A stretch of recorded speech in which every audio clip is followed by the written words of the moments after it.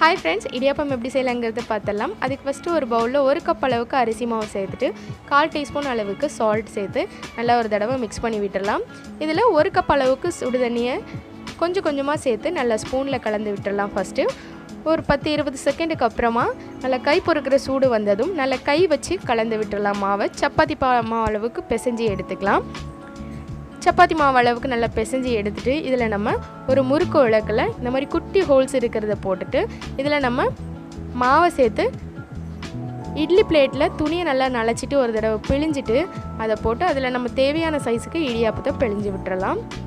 இடியாப்பத்தை பிழிஞ்சு விட்டுட்டு நம்ம இட்லி பாத்திரத்தில் தண்ணியை நல்லா கொதிக்க வச்சு பிழிஞ்சு வச்சுருக்க இடியாப்பத்தை வச்சு 5 நிமிஷம் வரைக்கும் வேக வச்சிடலாம் மூடி போட்டு.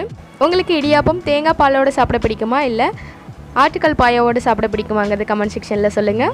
இப்போ 5 நிமிஷத்துக்கு அப்புறமா சூப்பராக சாஃப்டான நம்ம இடியாப்பம் ரெடி ஆயிடுச்சு. தேங்க்ஸ் ஃபார் வாட்சிங்.